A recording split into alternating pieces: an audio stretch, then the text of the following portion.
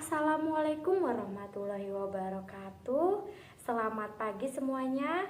Perkenalkan, nama saya Nelly Hayati, NPM 19160076. Di sini saya akan membuat sebuah video tentang materi pembelajaran yang telah saya buat sesuai dengan RPP.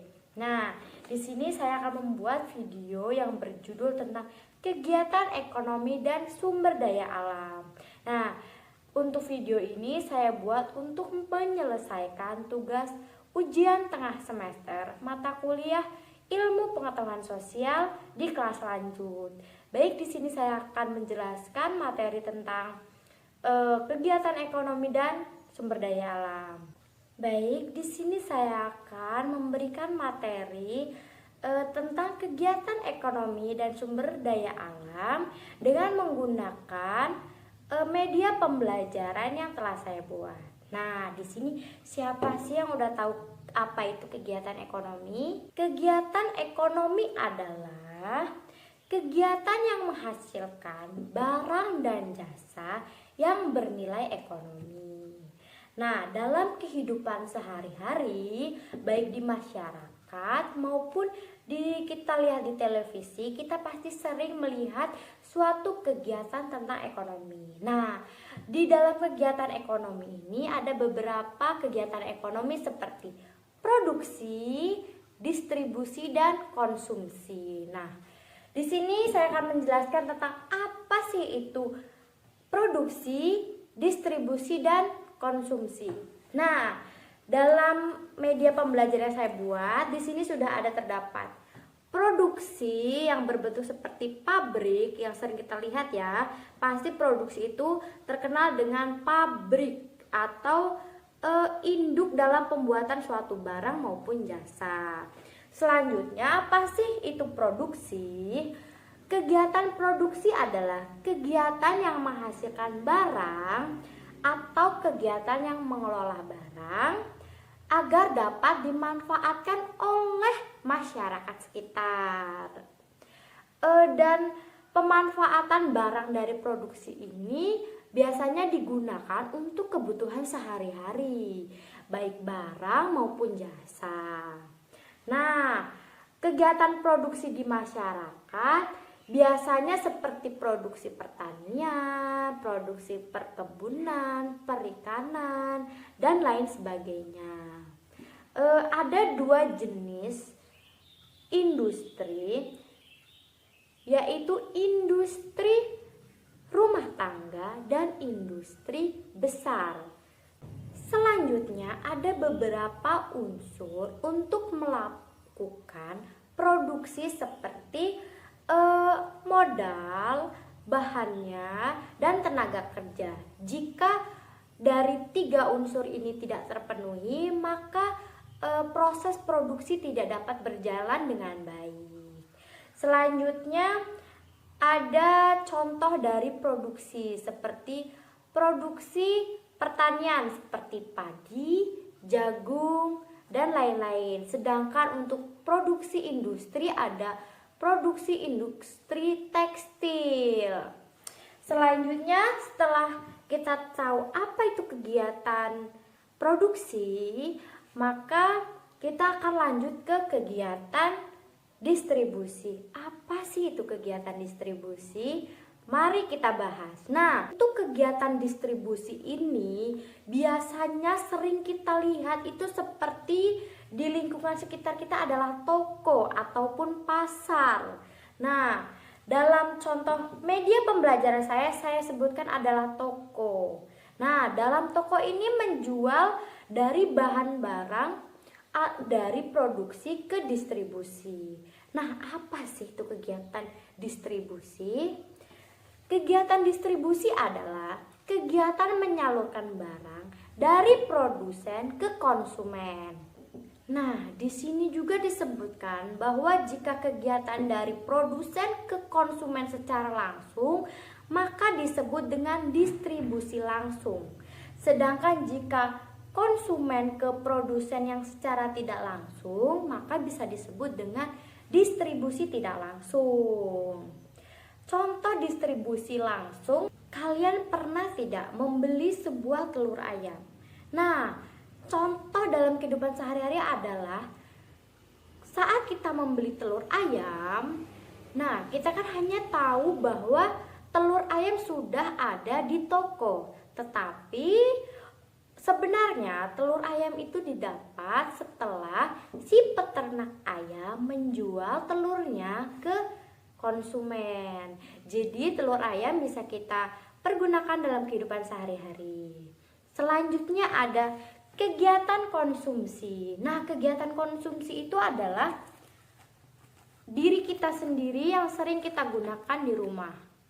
Nah, kegiatan konsumsi adalah kegiatan atau menggunakan hasil produksi. Jadi konsumsi ini adalah orang-orang yang membeli barang dari si produksi tadi. Namun ada yang melalui konsumen maupun ada yang langsung ke produksi. Nah, kegiatan konsumsi ini misalnya beras yang sudah dimasak itu kan dari petani. Ini secara langsung jika di kegiatan sehari-hari. Apalagi di daerah kita kan termasuknya adalah daerah dengan bercocok tanam atau petani. Jadi dari petani setelah itu dikelola dan dijual ke konsumen. Setelah itu beras yang sudah jadi itu akan dimasak oleh konsumen dan dimakan. Nah, begitulah cara kerja dari kegiatan ekonomi di Indonesia. Di sini terlihat contoh seorang ibu dan anak yang sedang mencuci baju menggunakan mesin cuci. Nah, di sini berarti seorang konsumsi menggunakan barang jasa elektronik. Nah, dari sebuah pabrik elektronik, kemudian barang tersebut disampaikan menuju ke distribusi.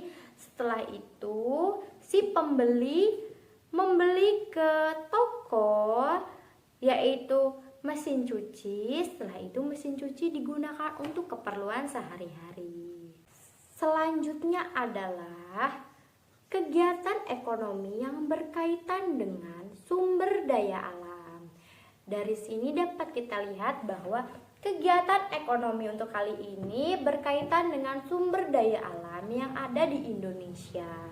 Nah, apa aja sih contoh dari sumber daya alam yang berkaitan dengan ekonomi? Ya, betul sekali, banyak sekali kegiatan-kegiatan dalam masyarakat yang berkaitan dengan ekonomi.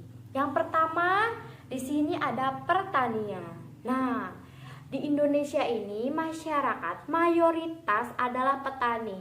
Mengapa bisa petani? Karena negara Indonesia juga disebut sebagai negara agraris. Jadi para petani-petani inilah yang menyediakan kebutuhan pokok masyarakat di Indonesia. Bayangkan jika tidak ada bapak petani maupun ibu petani. Jadi kita seharusnya bersyukur jika orang tua kita adalah seorang petani.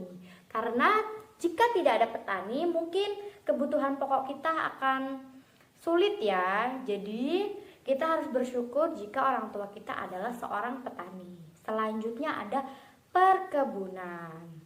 Nah, coba kalian lihat di sekitar kalian ada apa aja sih perkebunan. Nah, banyak kan perkebunan yang ada di sekitar kita saja banyak, apalagi di seluruh Indonesia. Di sini ibu akan mencontohkan dari hasil perkebunan yang ada di Indonesia.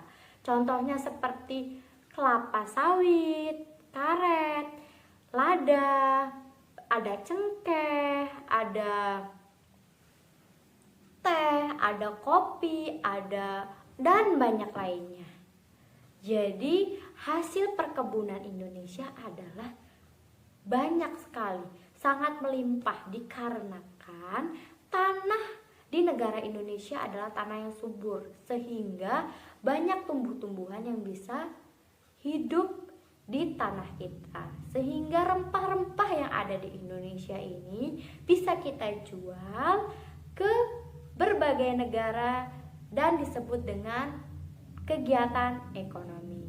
Selanjutnya ada peternakan. Nah, peternakan ini biasanya ada di sekitar lingkungan rumah kita. Kalian pernah beli telur ayam ataupun daging ayam atau pernah minum susu sapi? Nah, daging, susu maupun telur ini adalah hasil dari peternakan. Bayangkan, setiap hari kita selalu memakan dari sumber daya alam yang tidak pernah kita tahu bahwa sumber daya alam kita adalah sangat banyak, sangat melimpah dan selalu kita konsumsi setiap harinya. Selanjutnya ada perikanan.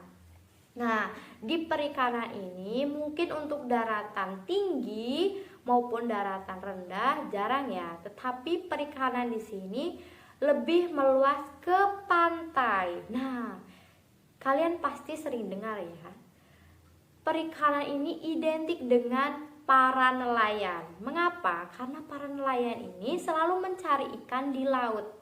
Nah, ikan apa aja sih biasanya yang ada di laut? Seperti udang, ada ikan kerapu, ada ikan bawal, dan lain-lain.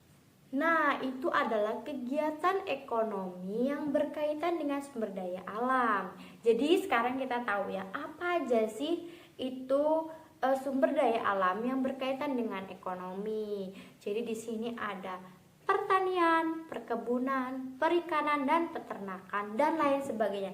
Masih banyak sebenarnya contohnya sumber daya alam Indonesia yang bisa dikaitkan dengan kegiatan ekonomi. Namun, materi itu akan kita bahas di pertemuan selanjutnya. Di sini Ibu akan memberikan contoh dari sumber daya alam yang berkaitan dengan ekonomi.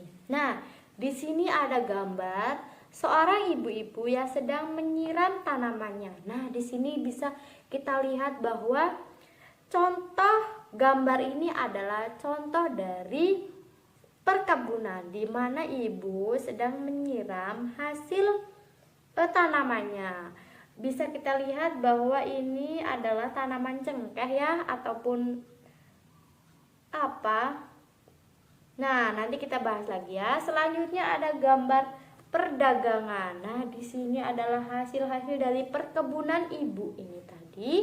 Baik sayuran maupun apapun pasti akan diperjualbelikan ke pasar. Nah, di pasar inilah akan terjadinya kegiatan ekonomi antara konsumsi dan produsen. Nah, selanjutnya ada pertanian. Terlihat di gambar di bawah ini ada ibu-ibu yang sedang bercocok tanam atau menanam padi. Selanjutnya ada para nelayan yang sedang mencari ikan di malam hari. Nah, biasanya kegiatan nelayan dilakukan pada malam hari. Baik, mungkin itu saja yang bisa saya sampaikan tentang materi pembelajaran yang ada di RPP saya, yaitu tentang kegiatan ekonomi dan sumber daya alam di Indonesia. Nah, sekarang kan kita udah tahu ya maksudnya apa itu kegiatan ekonomi, apa aja yang dapat dikaitkan dengan kegiatan ekonomi dan sumber daya alam.